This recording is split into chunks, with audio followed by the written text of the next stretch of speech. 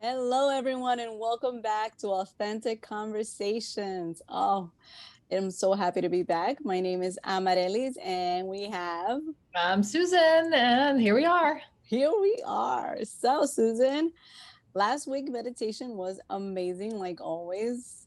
This is a hard one, and I can't wait to dig in. So, if you haven't watched our other previous videos, we are going down a path. We are on our sixth law of the universe. So, we're halfway there. And every Thursday night, we have a fabulous meditation guided by Susan. And then we jump on over here and just try to break it down a little bit and bring it down to another level where we can all understand what she is talking about, what she's explaining to us, because the guided meditation just says so much. So I suggest, my opinion is that you definitely listen to Thursday's meditation. She goes back to our previous laws and then come back to and watch this, but whichever way you feel better. It's all good. Maybe it's a Okay. preview and then you listen. So, it's really, we get what we need when we need it, and we understand the parts that we need to understand in the moment, which is why it's always a dig, right? It's always a deep dive because, we're scratching the surface. Each time we learn about something new, it's just exposure, it's awareness. And then we have to unpack it.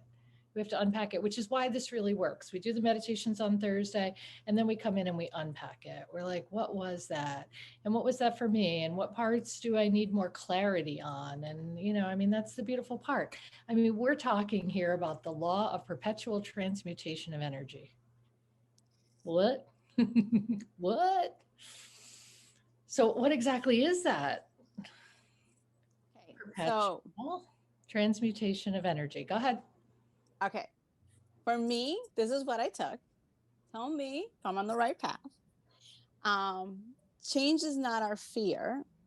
It's the story in our head that keeps us frozen, and how our energy is constantly moving and Yes. our thoughts become energy, which is part of the past five laws of the universe that we've been discussing.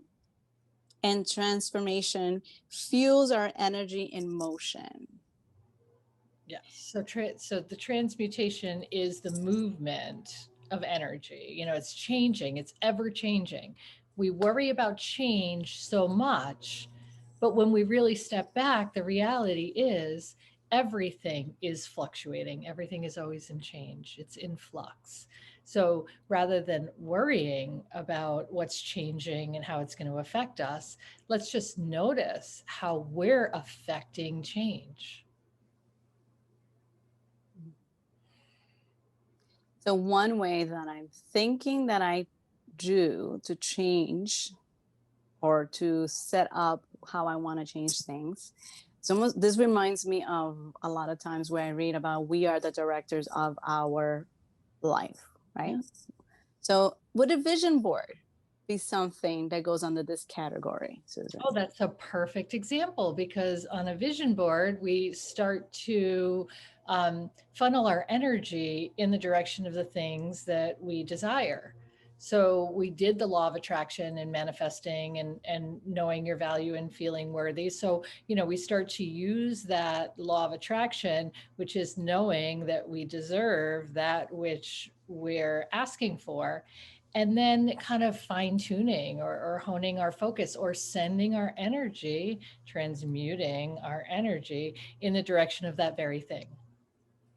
Great Yes. example. Yes, yes, Yes. yes. Yes, because you're talking about putting our thoughts, and that is always a complicated thing, right? Like we are our thoughts, we are what we envision or the energy that we put out, and sometimes we feel like we're out of control or we can't handle it. One way that I've been able to manage that is constantly journaling and putting, I'm an image person, so I need to see something, and whether that is, even if it's not with me being in it, but somewhere I want to see myself. For instance, I I remember one of my vision boards of many that I have, was a family with riding their bikes.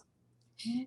And the reason that I had this vision was that I didn't learn how to ride a bike when I was a kid. Ah. So it was a missed rite of passage. There was a rite of passage that you longed for, that the only way you could recapture that was by sharing that with the next generation. Well, and then I just also didn't want to put myself, I didn't wasn't worried about what it was going to be, whether I was going to learn to ride a bike or not. Mhm. Right? I just vision the fact that I wanted to be part of it, if my with my children, and eventually maybe riding a bike, or I kind of played with it once in a while, but my fear would kick in horribly. Like I could not balance the bike, the fear of falling, and I would just tense up, and it was just nonstop. So I said, okay, let me just put this in my vision board as something that I see that I love, and that's it. Years go down, Mhm. and went to Walmart. My husband was like, "We're all getting bikes," and I was like, Oh, that was on my vision board. I manifested this. Guess I what? was, "Yeah," and I said, oh, "Okay, I'm gonna ride a bike." He's like, "Yeah, you're just gonna get on it. You're just gonna go for it, and you just balance the bike. You'll be fine." And I just said, "Okay, I've done this already. It's already put out there," You and did. I did. I Yes. did, and I learned at 40 to ride a bike. Never Not late, never the wrong time.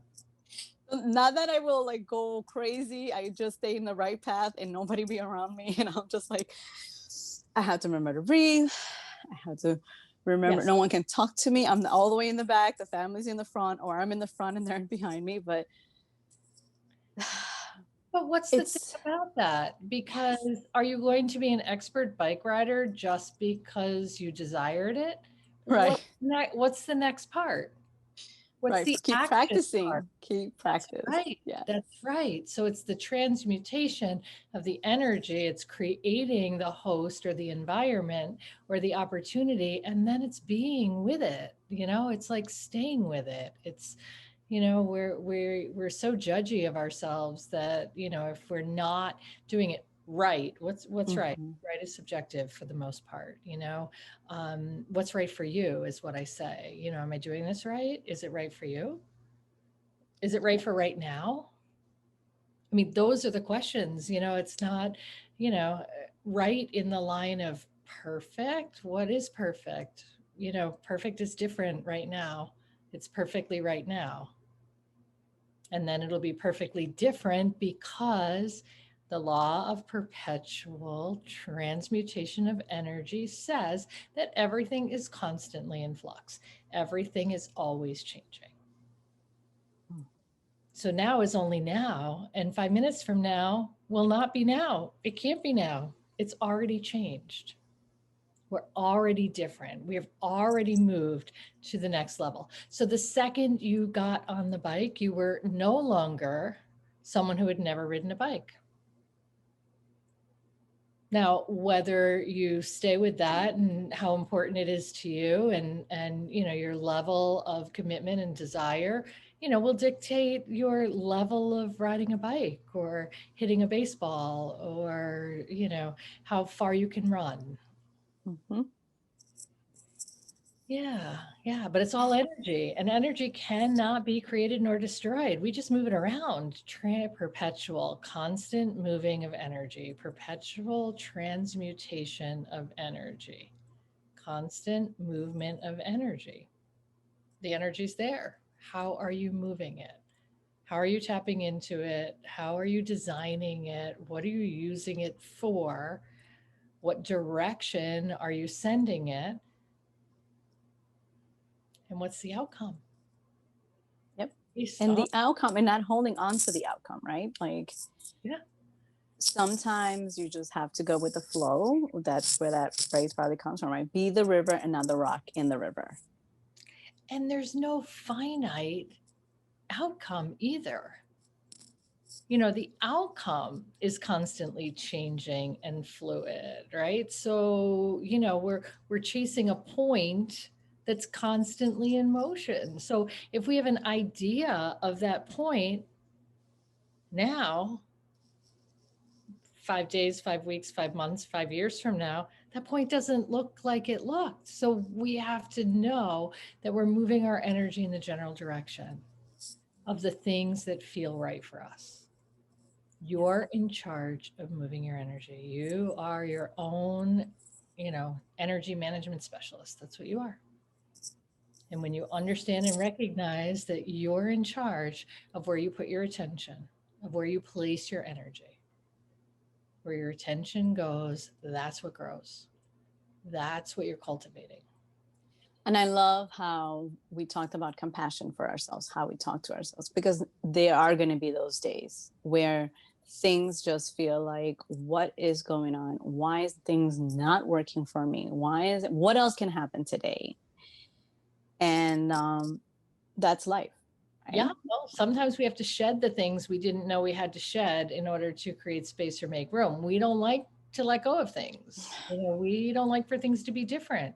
That doesn't mean it's working against you. That just means that sometimes you have things that you need to shift in order to create or become the better version of yourself. So we're uncomfortable sometimes in that change, and the discomfort is exactly what we need to motivate us, to propel us, to push us. There's always another choice with that. You get uncomfortable, you can withdraw, you can point fingers, you can, play the blame game or the shame game, any of those games. Or you can understand and pay attention to the fact that you're uncomfortable and be okay with being uncomfortable because it's part of the shift. So, how do you love yourself when you are being so uncomfortable that you're even uncomfortable with your own skin? How do you not love yourself? How do you turn your back on yourself? How do you not love who you are at the very core of yourself and embrace all of the challenges and things that show up to strengthen you, to show you the way, to make things clearer? How do you not love yourself? Because sometimes, we are so trained to blame ourselves, to say, you know what, if I didn't do this, Oh, should have, could have, would have. could have, yes. I should have. Well, that indicates that there was something else that you're feeling bad about. What happens in the moment happens in the moment. And it's, if it was supposed to happen differently, supposed to, it would have. You cannot beat yourself up for things, most of the things that are outside of our control. So there was a thunderstorm, so there was an accident, so you were late, so there was a fender bender, so you were distracted. So okay, what does blaming yourself, how does blaming yourself change what happened? It doesn't. So, in those hard times where you can't love the decision that you made or love the situation that you're in, you will come to understand it. But in those moments when you can't understand it and you can't, find forgiveness, just find compassion, because you were doing the best you could. You were doing the thing that you believed in that moment. Even if you knew better or you knew different, you had to have that experience. You have to find your way through the challenging times. So, compassion for oneself as opposed to beating oneself up, because beating oneself up or being angry at the world, either way, only hurts you. And if you're hurting yourself, you can't heal yourself. Compassion heals. And how do we compassion for ourselves? How do we have, because sometimes we're so great at having compassion for others, Yeah. but I always tell people, like, put your hand on your heart and just breathe in and just say, I love myself. Sometimes that's even, That's a very challenging thing to ask people to do. yes. So you don't even have to tell yourself you love yourself. You just have to tell yourself that you are doing the best you can. In this Mm. moment, I am doing the best I can. In that moment, that decision was the only one that was clear to me. In that moment, I did not have an opportunity to do something different. But now, as I reflect, I can respond differently. I can choose to send my energy in another direction. I can choose to be okay with where I am right now. So, compassion allows us to be okay with where we are right now. Shame does not, guilt does not, blame does not. Compassion allows us to be okay with where we are right now. We're hurt, we're wounded, we're sad, right? So, we're holding space Mm-hmm. for ourselves. So, we're saying it's okay to be right here, right now. And it's okay to have those feelings. Not everything has to feel okay. Things are uncomfortable. I'm okay with being uncomfortable because life has taught me, history has taught me, witnessing others has taught me that on the other side of all of this, right, I'll rise. I'll understand. I'll become more clear. But I have to hold myself to the space that I'm in. You can't be somewhere else. You can't be doing something else. You can't be anyone else. You have to be okay with where you are right now. That's compassion. Oh, Ener- thank you. Energy, perpetual transmutation of energy. Energy is constantly in motion. Do not fear the change. Do not fear the discomfort. Do not fear the outcome. Do not fear the unknown. It's like we move from fear to fearless in some respects, or we embrace the fear that's part of the compassion, is to be okay with the feeling of, hey, I got nervous energy about this, but it's the direction that I need to go. It's the step I need to take. It's whatever it is that I have to leave behind. I have to be able to have the courage to do that by embracing the fear. They say when you're most afraid is when your spirit most needs it. It's the biggest step, it's like taking this step, trusting the staircase is there. Yes. Yeah. And a deep breath always helps. Yes, it does. Invigorating. It reminds you of your life. It reminds you to be alive. Yes, it reminds us that we have one more time to just reset that button. And it's okay if you have to sometimes reset it more than once during the day. Listen, you can reset it every minute. At the top of every minute, you can reset. At the bottom of every minute, you can reset. You can reset every 30 seconds. You can reset whenever you want. We think we have to wake up and have a new day. We think we have to have a January 1st before we reset our lives. We think we have to have sunrise or sunset or no, right now. It's all we have is right now. We don't have to wait for any of those things. We can just start now. Right now. So, Right. guys, Present moment. That's all there is. present moment. That's all there is. That's all there is energy, your breath, and right now. And a way to go back to this when you forget. Check us out on Thursdays. Join our mailing list. Reach out to us, and we'll send you the link. It's completely free. And if you miss it, then come back to this channel. We have a link. So we have different things. There's Authentic Conversation as its own link. And then we have our meditations. And we also have 8-minute meditations. So if you are running around and you want to just quickly touch base with yourself, it helps. Sometimes I do a 7-minute or the 8-minute that Susan has in our channel, and it's just enough because we think sometimes things have to be so long. No, Sometimes connect with ourselves. yes, Plug in. Plug plug in. in. Thank you guys for joining us again. It was lovely. Thank you, Susan. Amaryllis, a pleasure as always. We'll see you soon. Bye, guys.